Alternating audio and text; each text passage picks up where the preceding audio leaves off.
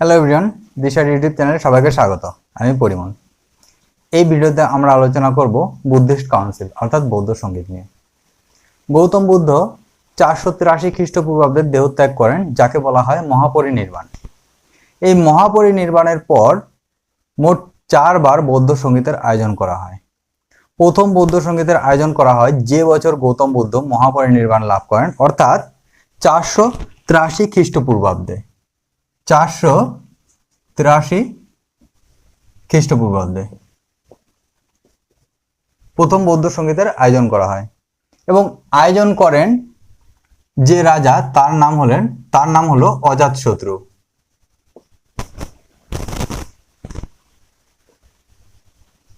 অজাতশত্রু, এই অজাতশত্রু কে ছিলেন? মগধে যে রাজবংশ প্রথম শাসন করেন তারা হলো হর্যক বংশ।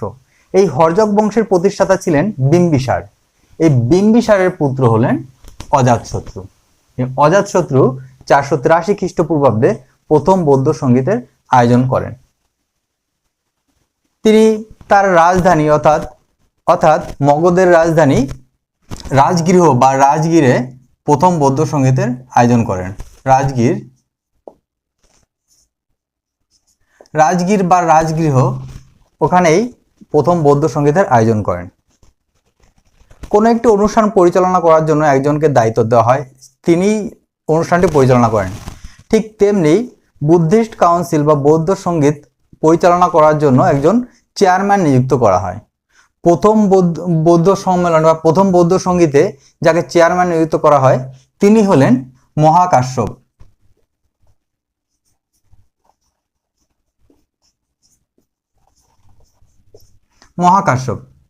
মহাকাশ্যপ ফার্স্ট বুদ্ধিস্ট কাউন্সিলের চেয়ারম্যান নিযুক্ত হন।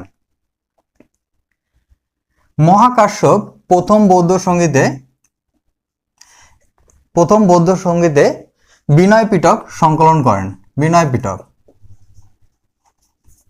পিটক সংকলন করেন। গৌতম বুদ্ধের প্রিয় শিষ্যের নাম হলো আনন্দ এই প্রথম বৌদ্ধ সঙ্গীতে সূত্র পিটক সংকলন করেন। আনন্দ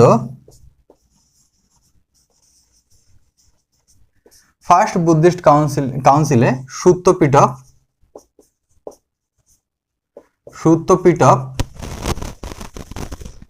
সংকলন করেন।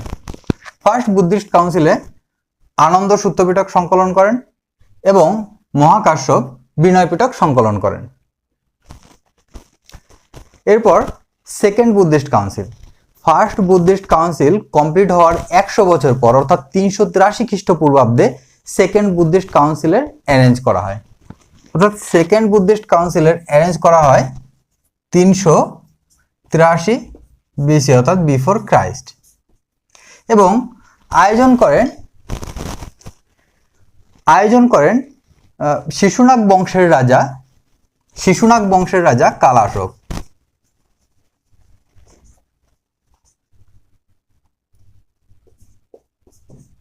কালাশোক। তিনি সেকেন্ড বুদ্ধিস্ট কাউন্সিলের আয়োজন করেন এবং এই সেকেন্ড বুদ্ধিস্ট কাউন্সিল হয় বৈশালীতে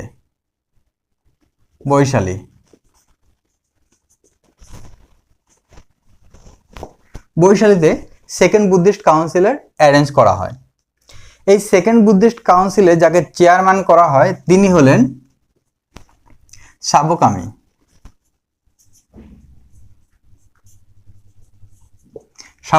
কোথাও শাবক মীর উল্লেখ থাকে। সেকেন্ড বুদ্ধিস্ট কাউন্সিলের সভাপতিত্ব বা অধ্যক্ষতা বা চেয়ারম্যানশিপ করেন শাবকামি। থার্ড বুদ্ধিস্ট কাউন্সিল অ্যারেঞ্জ করা হয় 250 বিফোর ক্রাইস্ট অর্থাৎ 250 খ্রিস্টপূর্বাব্দে। কে আয়োজন করেন মহান সম্রাট অশোক।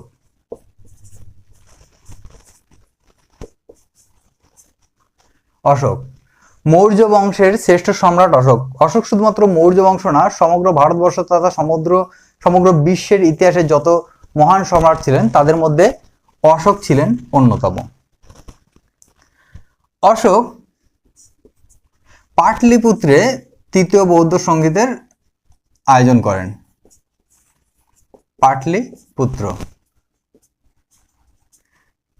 পাটলিপুত্রে থার্ড বুদ্ধিস্ট কাউন্সিলের অ্যারেঞ্জ করেন এবং থার্ড বুদ্ধিস্ট কাউন্সিলের চেয়ারম্যান ছিলেন বা অধ্যক্ষতা যিনি করেছিলেন তিনি হলেন মোগলিপট্টিস।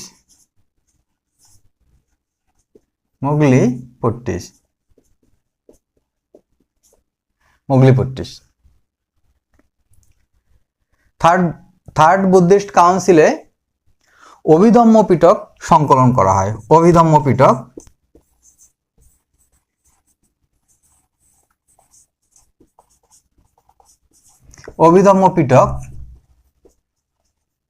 সংকলন করা হয় থার্ড বুদ্ধিস্ট কাউন্সিলে। ফার্স্ট বুদ্ধিস্ট কাউন্সিলে সুত্ত পিটক সংকলন করেন আনন্দ, বিনয় পিটক সংকলন করেন মহাকাশ্যপ এবং থার্ড বুদ্ধিস্ট কাউন্সিলে অভিধম্ম পিটক সংকলন করা হয়। ফোর্থ বুদ্ধিস্ট কাউন্সিল আয়োজন করা হয় 72 খ্রিস্টাব্দে এডি অর্থাৎ অ্যানো ডোমিনি। এটি কিন্তু খ্রিস্টপূর্বাব্দ না, এটি খ্রিস্টাব্দ।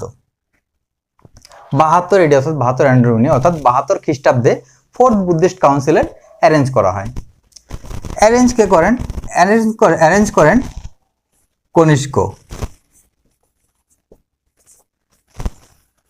কনিষ্ক। একে দ্বিতীয় অশোকও বলা হয়। কনিষ্ক কে ছিলেন? কনিষ্ক ছিলেন কুষাণ বংশের শ্রেষ্ঠ সম্রাট। কুষাণ বংশের শ্রেষ্ঠ সম্রাট কনিষ্ক 272 খ্রিস্টাব্দে চতুর্থ বৌদ্ধ সঙ্গীতের আয়োজন করেন। কোথায় আয়োজন করেন? তিনি আয়োজন করেন কাশ্মীরের কুণ্ডলবনে।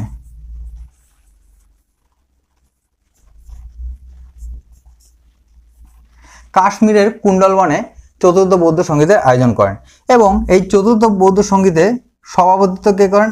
চেয়ারম্যান কে ছিলেন? চেয়ারম্যান ছিলেন বসুমিত্র।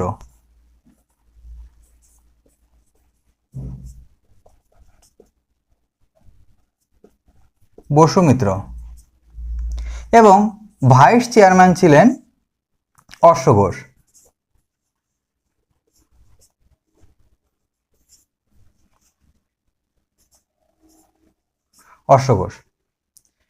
এই উপরোক্ত 3টি বৌদ্ধ সম্মেলনে অর্থাৎ ফার্স্ট, সেকেন্ড, থার্ড সম্মেলনে কোনো ভাইস চেয়ারম্যান ছিল না, কিন্তু ফোর্থ বুদ্ধিস্ট কাউন্সিলে ভাইস চেয়ারম্যান অশ্ব ঘোষকে নিযুক্ত করা হয়। কেন নিযুক্ত করা হয়? সম্রাট কনিষ্ক যখন বিহার আক্রমণ করে বিহার থেকে গৌতম বুদ্ধের ভিক্ষাপাত্র নিয়ে আসেন এবং বিহার থেকে অশ্ব ঘোষকে নিয়ে আসেন। কনিষ্ক চেয়েছিলেন ফোর্থ বুদ্ধিস্ট কাউন্সিলে এই অশ্ব ঘোষকে চেয়ারম্যান করতে এবং তিনি নিযুক্ত করতে চেয়েছিলেন, কিন্তু এর ফলে রাজসভায় অন্তর্কলহের সৃষ্টি হয়। কারণ অশ্ব ঘোষ ছিলেন বিহার থেকে আগত, যাকে বহিরাগত বলা যেতে পারে। তাই রাজসভার যারা সদস্য ছিল তারা অশ্ব ঘোষকে ঠিক চেয়ারম্যান হিসেবে মেনে নিতে পারছিলেন না। তাদের সকলের দাবি ছিল এই বসুমিত্রকে ফোর্থ বুদ্ধিস্ট কাউন্সিলের চেয়ারম্যান নিযুক্ত করতে। তাই সম্রাট অশোক রাজসভার সদস্যদের কাছে বাধ্য হয়ে তিনি বসুমিত্রকে চেয়ারম্যান নিযুক্ত করেন। কিন্তু অশ্ব ঘোষ যেন অপমানিত বোধ না করেন তার জন্য তিনি অশ্ব ঘোষকে ভাইস চেয়ারম্যান নিযুক্ত করেন এবং চেয়ারম্যান নিযুক্ত করেন বসুমিত্রকে।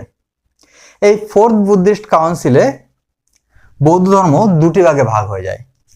একটি শাখা হলো হিনজান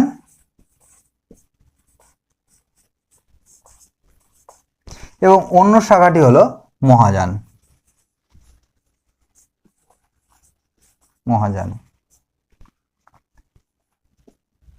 হিনজান এবং আরেকটি শাখা হলো মহাযান।